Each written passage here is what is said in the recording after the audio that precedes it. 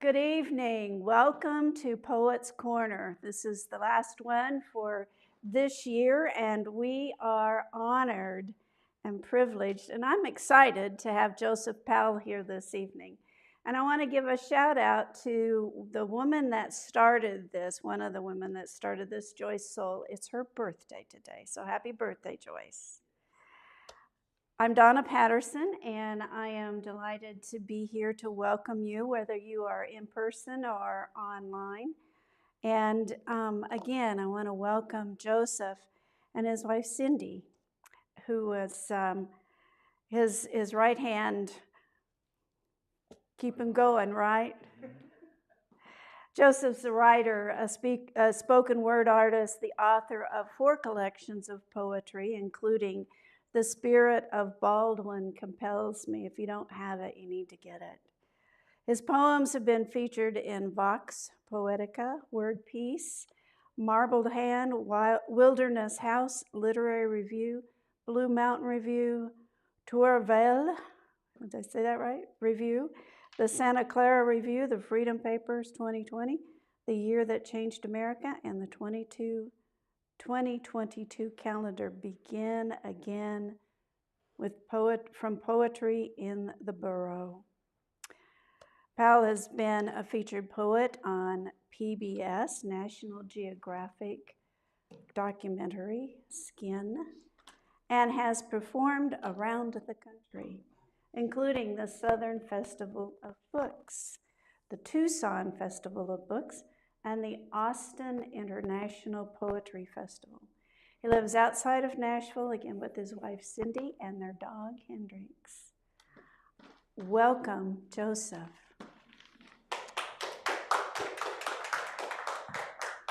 Thank you, Donna.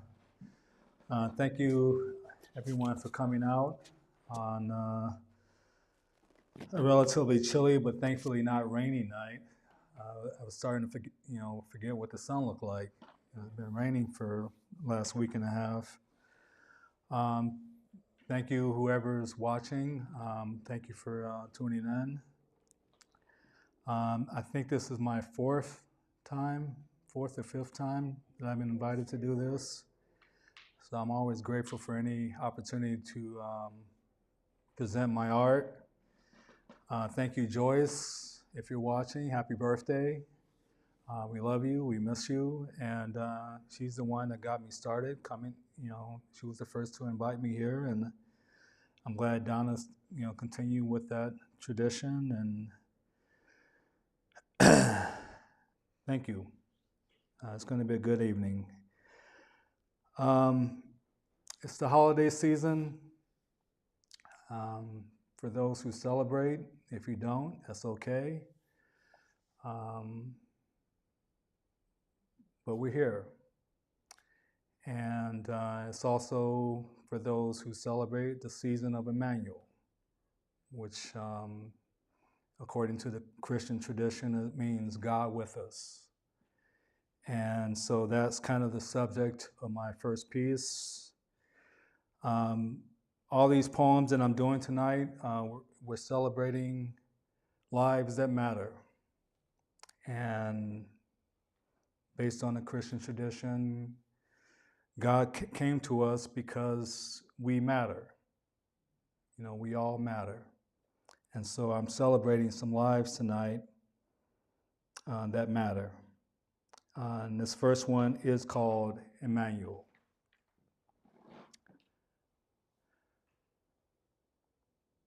I'm not going to claim that I see God in nature. Yes, I do see God in the cloud-filled skies, in the thunder and lightning of a summer rainstorm,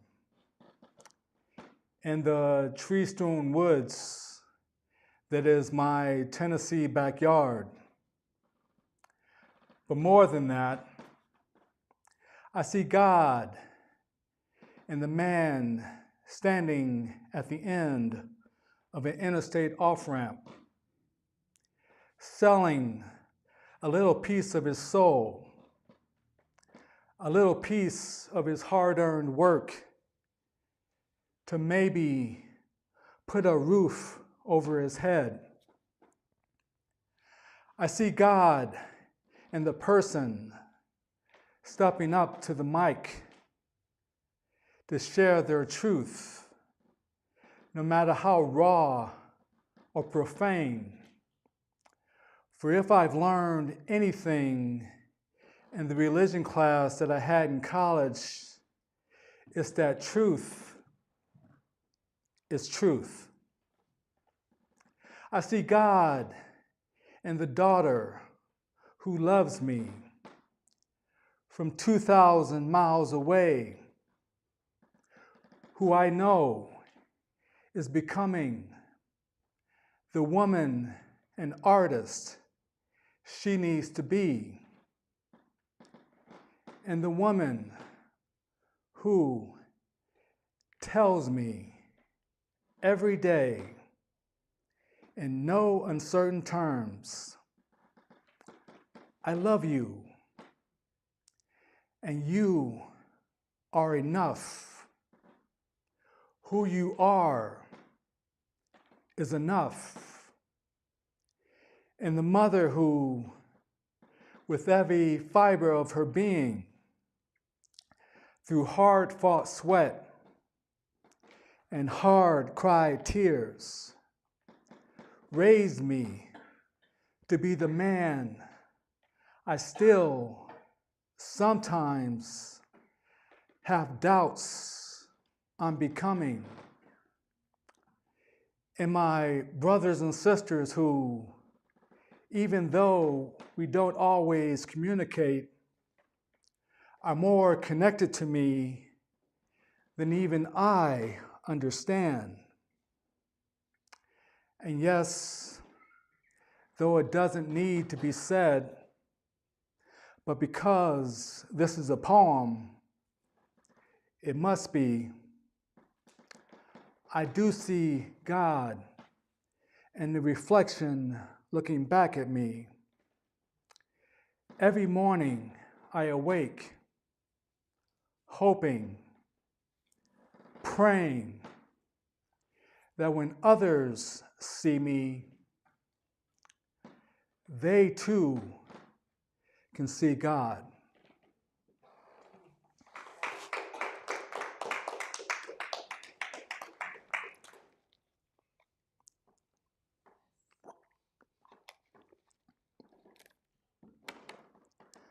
This next piece I wrote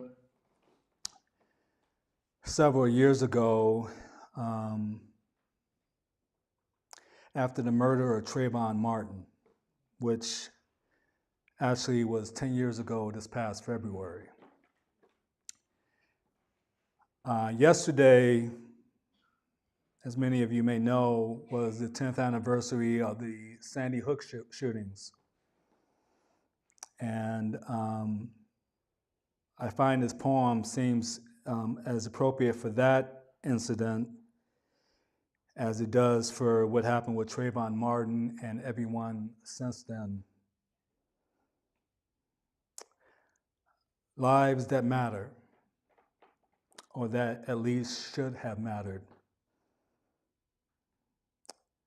You know, looking at you, Congress. This piece is called Blood on the Grass.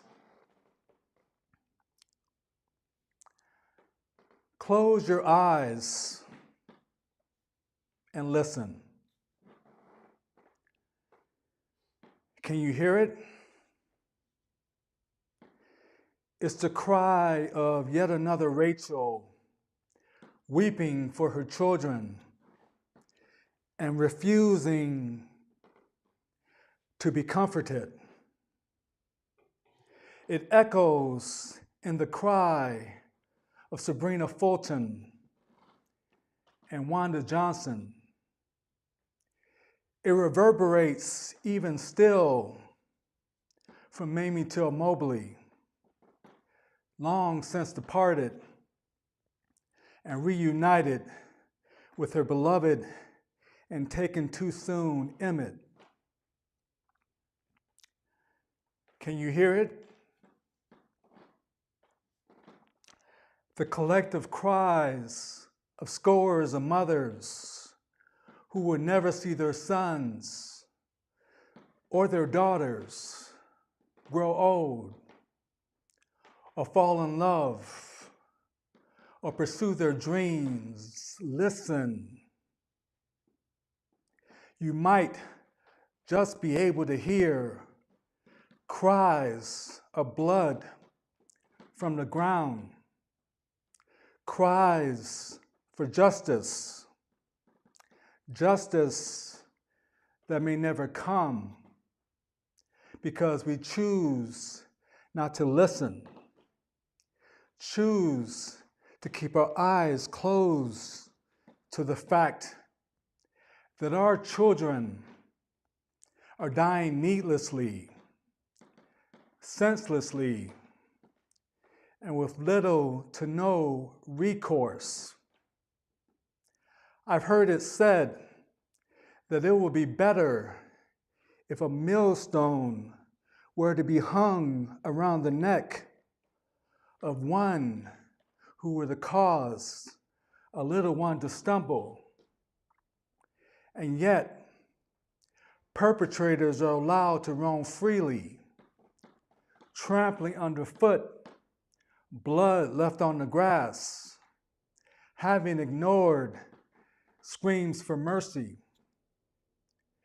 While we care more for the child not yet born than for the one who is already among us. Now, I want you to open your eyes and imagine that it was your son, your daughter, your brother, your sister, pleading for their lives, begging for mercy, crying for help, for justice. What would you do then? What would you do? What will you do? What?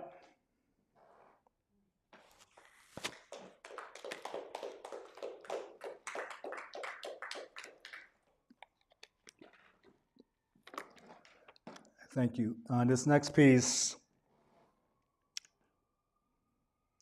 I alluded to Mamie Till Mobley in the last piece, and this next piece was inspired by the film Till, which depicts Miss Mobley and what happened to her son Emmett, and the aftermath of all that, the trial, her deciding to have an open casket to show the world what was done to her son. And there's a scene in the movie where she's basically made to testify that the body that was actually in the casket that was brought home to her was actually his. And one of the statements she made during her testimony was, "A mother knows." And so that's this piece. Cindi actually thought that this piece could also apply to Easter, you know, with the Mother Mary.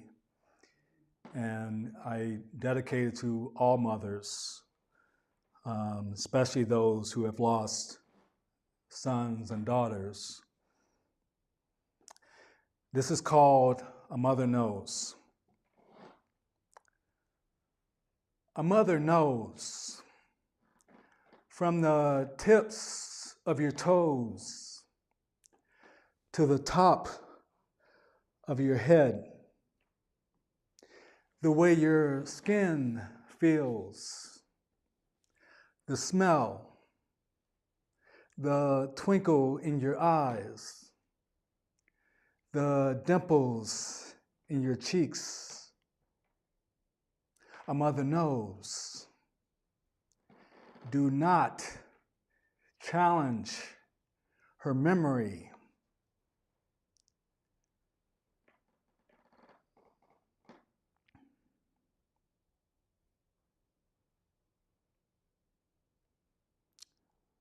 For she knows.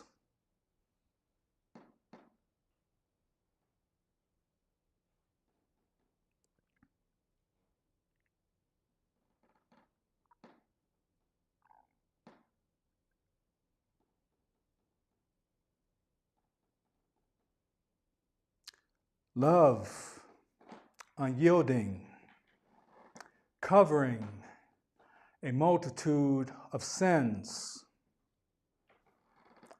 A mother knows the perfect imperfections of her child, the dreams to be a man, the hopes of a woman's heart. A mother knows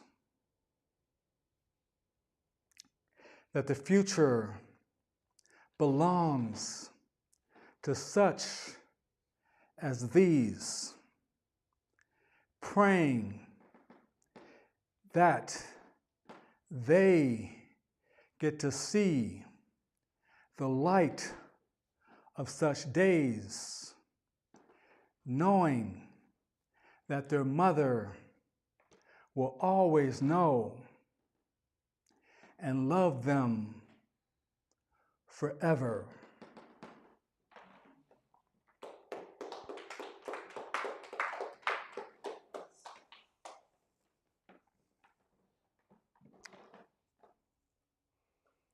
This next piece is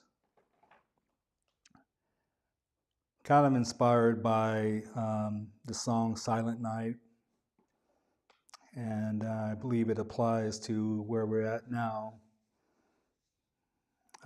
It's called How Silently, How Silently. Silence,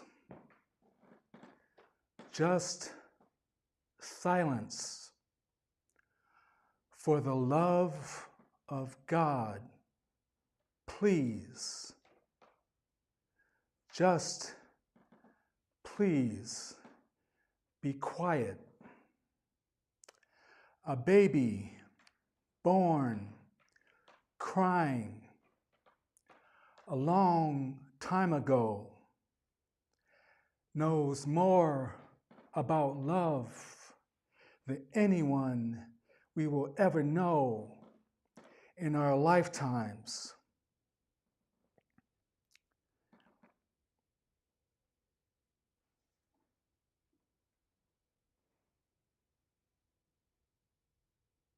On a night, maybe like tonight, where I find myself looking up at the stars, wondering if I can see the one that led a group of magicians to a lowly place, not fit for a king, but for a boy child who just wanted to be one of us.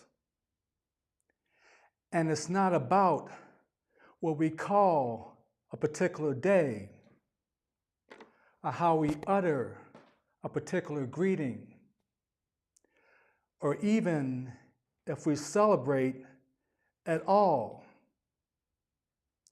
Maybe that's why he was crying so long ago on a night, maybe like tonight,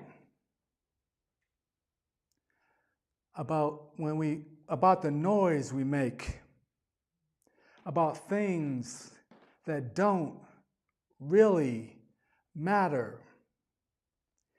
In the midst of unnecessary violence and utter chaos,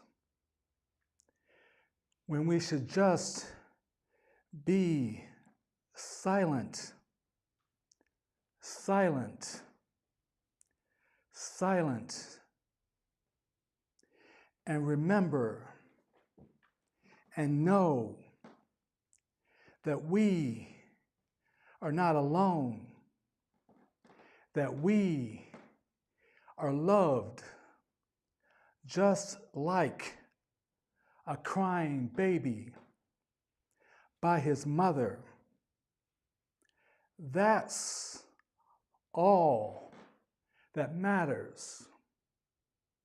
So, silence, silence, just silence for the love of God. Silence. You might just be able to hear the cry of a baby.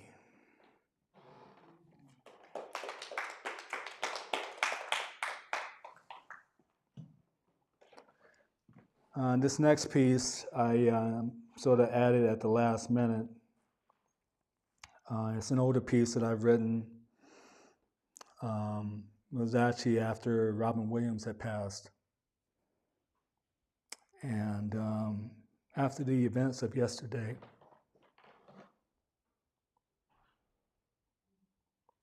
a young man and an artist who showed a lot of joy and gave us a lot of joy. And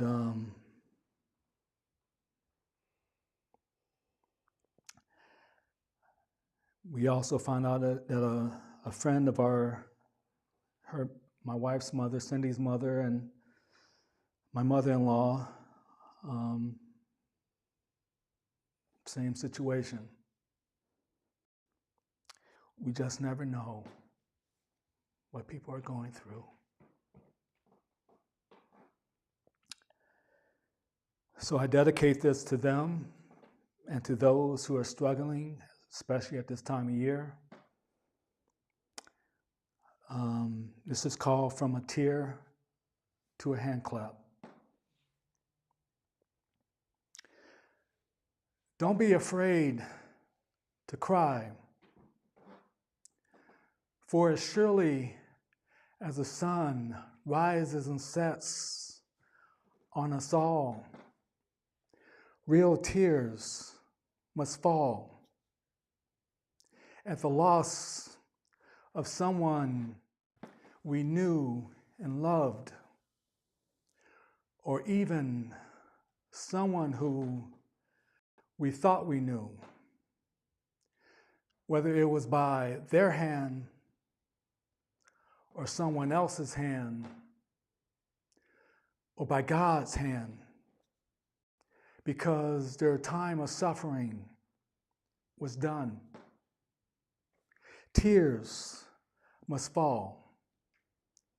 It's one of the things that makes us human, that makes us connected, because not letting them fall is a crime against nature, a sin against God, and a shame to the memories of those we've lost.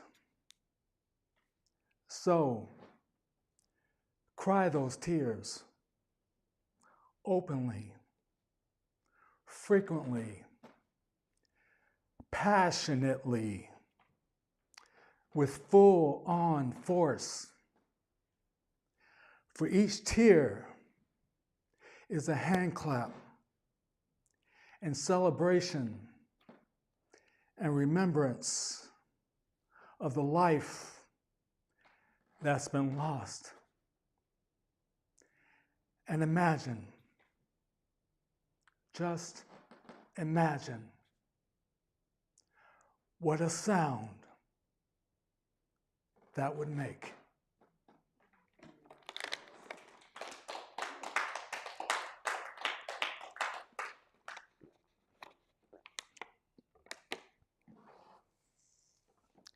This next one was inspired by a sculpture that Cindi and I had come across on our trip to North Dakota last year. And it's a statue of an Indian woman just outside, maybe about 3 hours from where Mount Rushmore is. And it's called Dignity. And it's an amazing statue. If you've ever get a chance, or if you've ever been, what was it, like I-95, I think, whatever the interstate is that goes through North Dakota, it was actually at a rest stop. But a very tall, very imposing, but you know, it's something that's amazing to see. And this piece was inspired by that. And I dedicate this to women in general, women who are fighting for their rights, especially those in Iran and in this country. And it's called Dignity. Thy name is woman. Woman, thy name is dignity, standing tall above all others, as it should be, inviting people to gaze upon your beauty, your stature, your strength, to know the true meaning of dignity as embodied in you, your presence, your spirit, your essence. You, woman, standing tall. You, dignity personified. You, who will not be denied. You, representing the beauty of earth, representing the vastness of sky. You, who are called woman, continue to stand tall above the earth and under the sky you represent, and continue to invite all of us to gaze upon you, for we are all in need of your healing.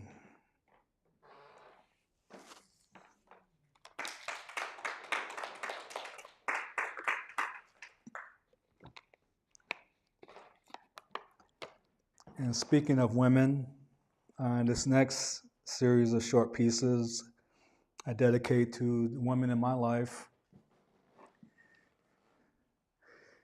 I like embarrassing her, and that's sometimes not hard to do.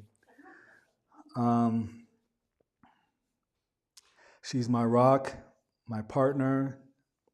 If I have any sanity at all, she's the main reason for that. And I thank you for coming into my life and inspiring some of my art. This is called the Cindi Suite. The first piece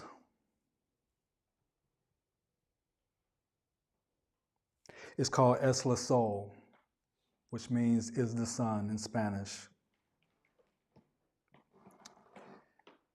She is a smile you never want to stop seeing. When your day is dark and your night is darker still. Like Juliet, she is the sun that breaks through yonder window, casting away shadows and the demons that cause me to scream at night. She is an imperfect angel of flesh and blood, perfectly made for this all too imperfect soul to behold. She is the incarnation of what I didn't know I was looking for, and the culmination of all that I had settled for and found wanting. She is the wind that pushes my sails, guiding me to ports unknown and harbors safe to moor. She is the one poem I can never write, were I to live 1,000 lifetimes, and the one poem that I'm forever grateful was already written for me. This next one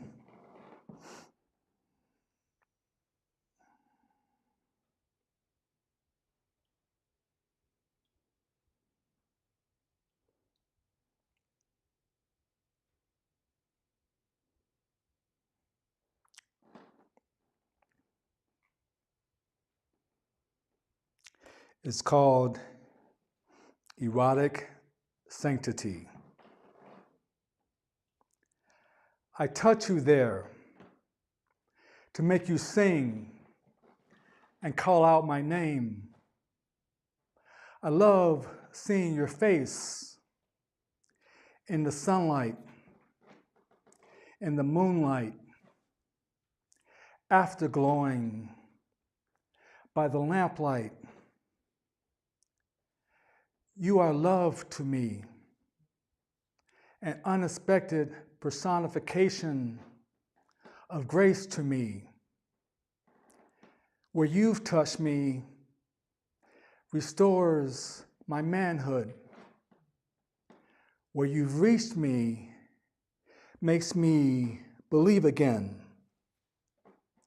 Through each other's eyes, we look not for perfection, but for who the other is, as they are, in the daylight, in the moonlight, by the lamplight, by God's light, which is also how He, she sees us. And so it is.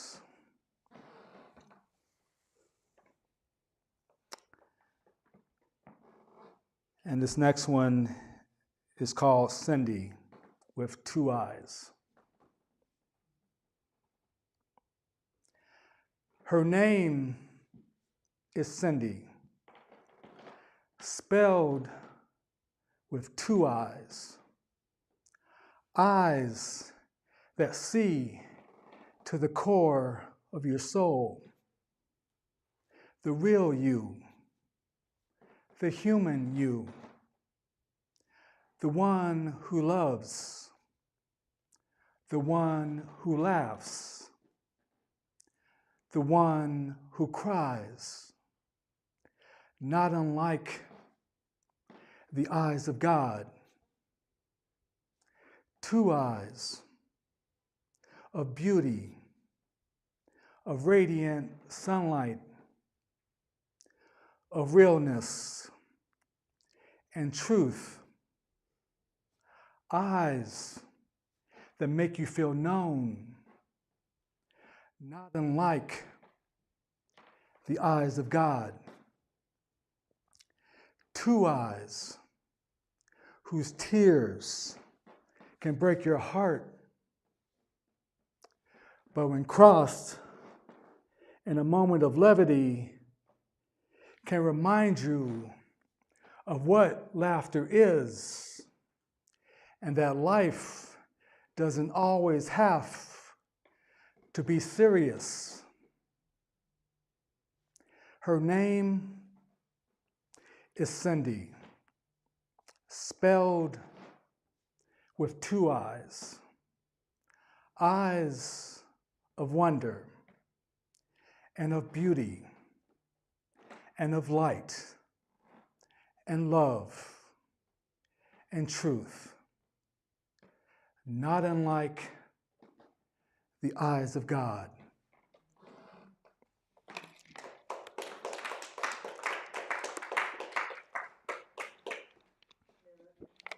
Love you.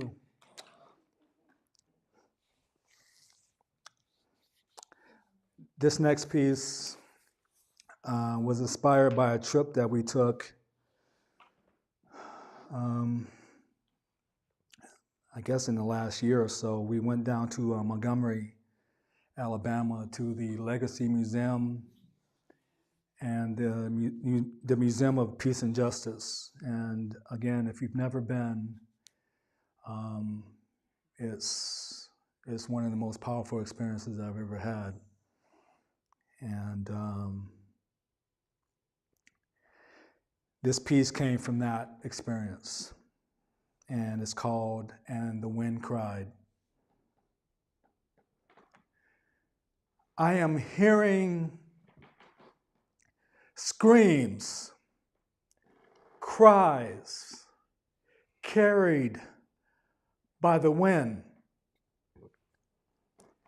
Cries coming from the ground, from metal sculptures representing poplar trees that bore strange fruit, fruit that had not yet ripened, fruit that will never have the chance to bear more fruit. Cries wanting to be heard, wanting to be recognized, wanting to be remembered. Cries that are telling me and those who are near me and those who would dare to come near, who have ears to hear, tell our story. Don't let them forget us. Learn from this. At least I want to tell them that you will not be forgotten. Not in my life, not in my art, not by the people I love, nor the people I meet. You will be known. You will be remembered.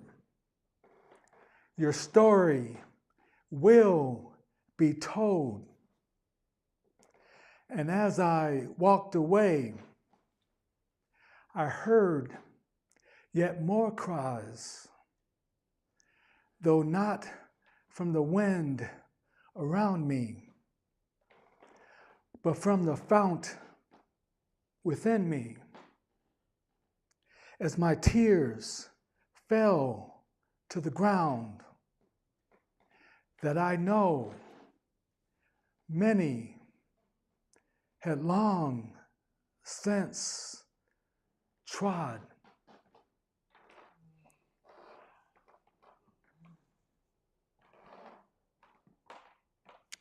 This next one is about another life that mattered, that should have mattered, at least as long ago as 3 years ago. Young man, Elijah McClain.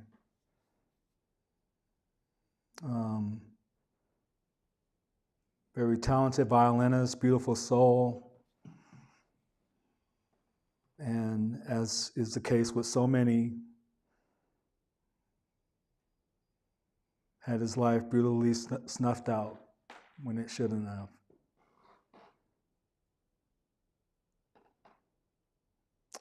This is called Elijah in D major. Your music was love,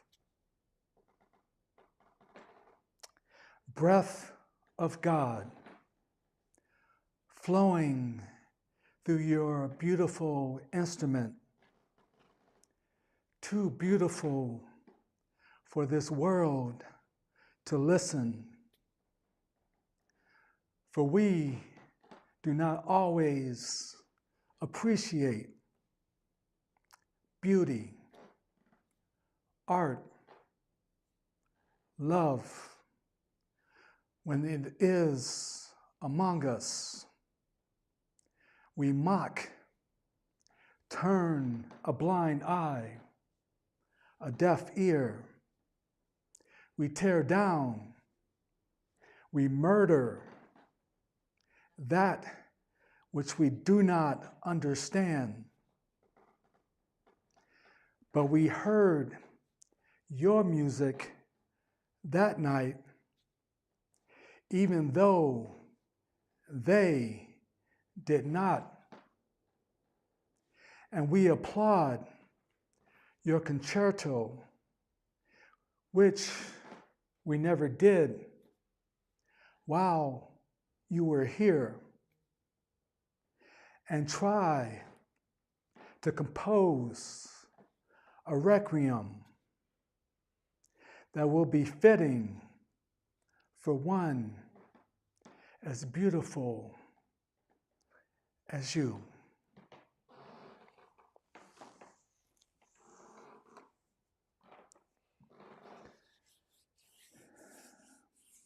This next piece celebrates our neighborhoods, our communities, wherever you are. It's called Whose Streets? Whose streets?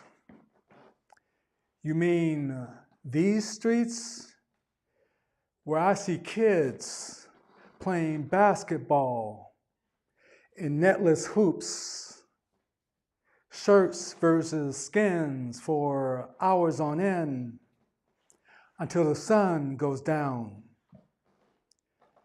where ice cream trucks cut back and forth, blaring the only music that'll make you stop in your tracks to buy a little bit of sweetness, a little bit of respite. These streets where we're trying to build community here. If you give us a chance, if we can catch us a break, we're trying to draw out dreams from occasional nightmares, making boys into men and girls into unhidden figures that will one day run the world. These streets where the homeless man on the corner selling contributor papers coexists with a single mother holding down 2 jobs just to feed and clothe her grade school kids.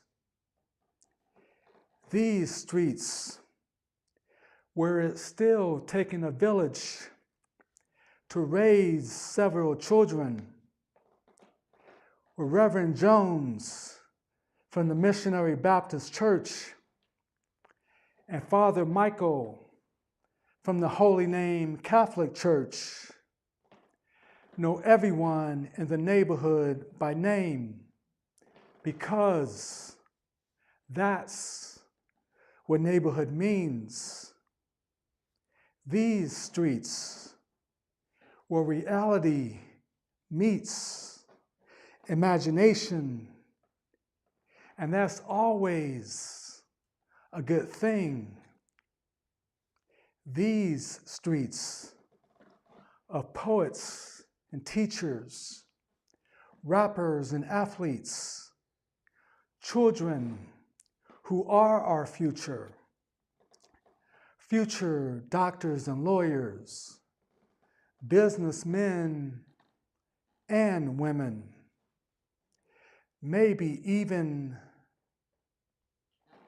no, not maybe, definitely president. These streets, from Chi-Town to Harlem, from Compton to Ferguson, from Detroit to North, South, and East Nashville. Whose streets? His streets. Whose streets? Her streets. Whose streets? Your streets. Whose streets? Our streets. Our streets. Our streets.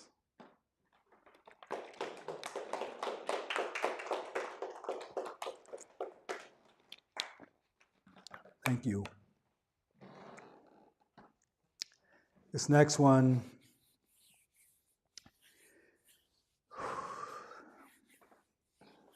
is titled Blood, Sweat, and Tears.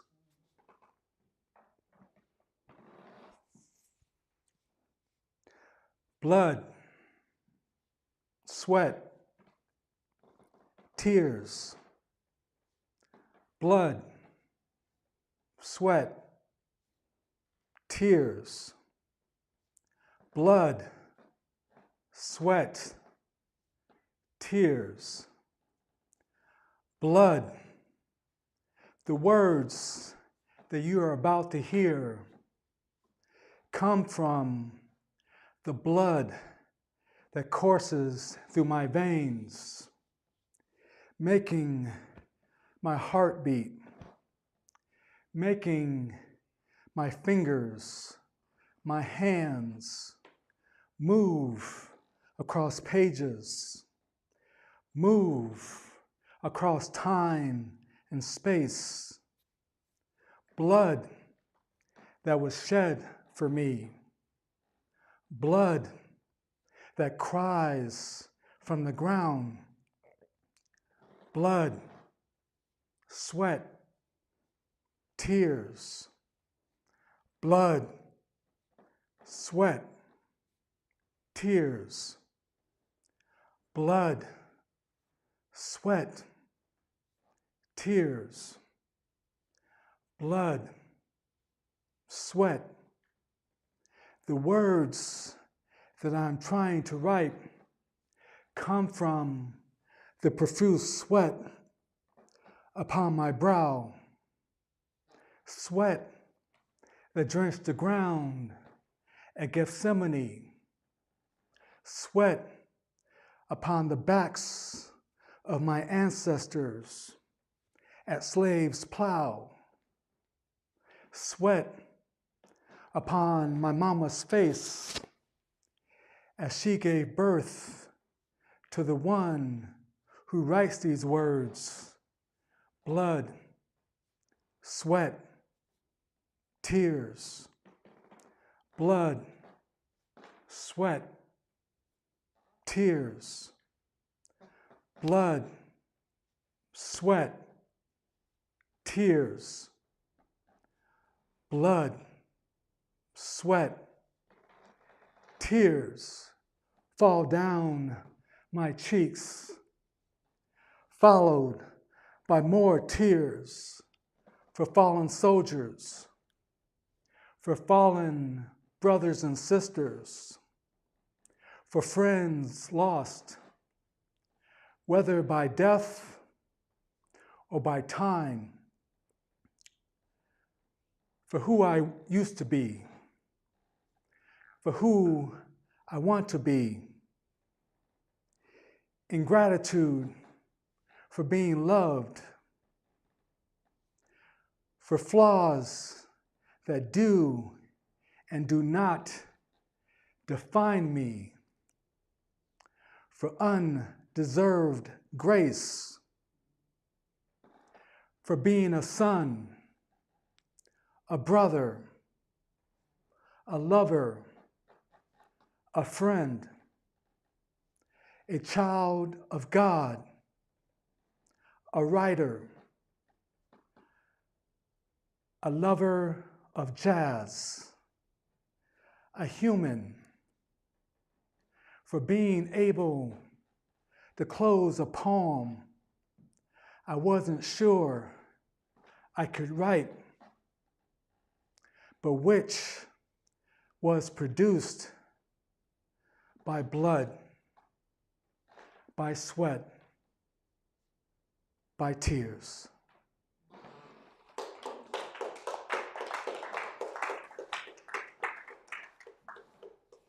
Thank you. And I'm going to close with this piece, which is the title of one of my books, which I do have copies for those of you who are here, who, if you haven't already bought any, they're available. And for those of you who are watching, you can always contact me through various social media and via email. And I want to thank Donna and Michael and everyone involved with Poets Corner for inviting me once again. I must be doing something right because they keep asking me to come back. So thank you again. And I wish everyone watching and those who are here a very happy holiday season, however you celebrate. Or even if you don't celebrate at all, may you be surrounded by people who love you. This is called The Writings on the Wall. The writing on the wall that I drove past down Barham Boulevard in Burbank read, "Do something good today." So, I am writing this poem for you. Not an abstract you, but the concrete you. The you I always write for. The you I have always written for. I am writing this on the wall of your heart. I am writing this on the wall of the city. A poem that can't be taken down or painted over. It will be etched in forever, written in love, dipped in my blood, my sweat, my tears, painted, carved in broad strokes, visible to every naked eye that is willing to see, willing to look. In fact, you will have to look because you will not be able to turn away or ignore. Truth is like that. Beauty is like that. I have written this for you, not because you deserve it, not because I deserve it, but because it has to be done. Something good has to be done because so much of what's being done today is not good, is not right, is not true, not real. Love is being commodified. The writing is on the wall. Children are being turned away at the borders. The writing is on the wall.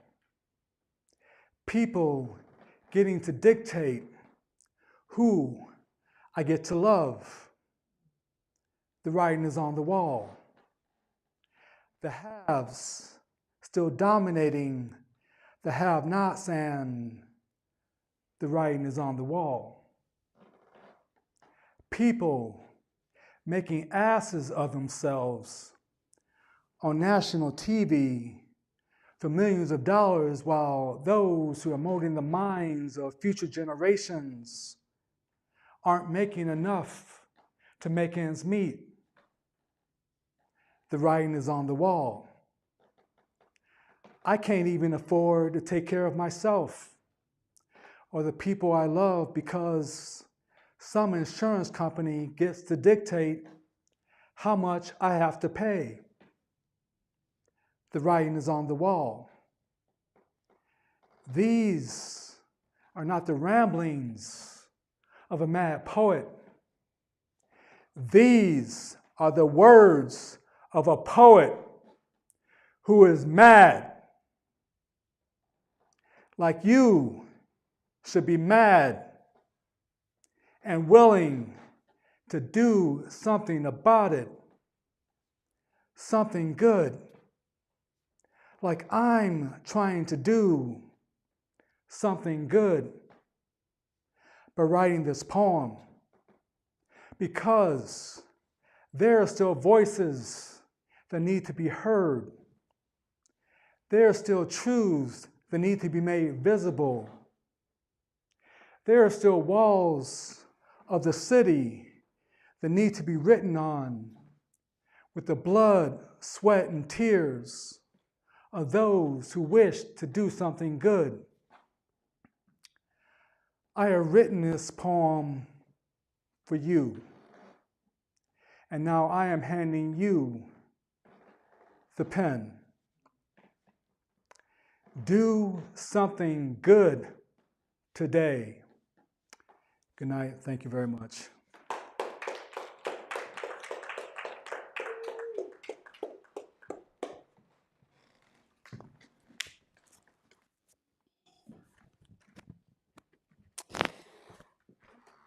I'm going to have to start bringing tissue when Joseph reads. Wow. Thank you. Thank you. We have been blessed. We have been challenged. We have been taken to many places, and I so appreciate you and being here.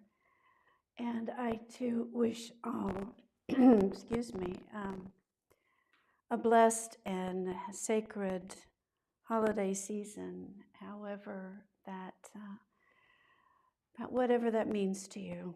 But may we learn that we can each do something every day, something for good. So thank you for joining us. Good night.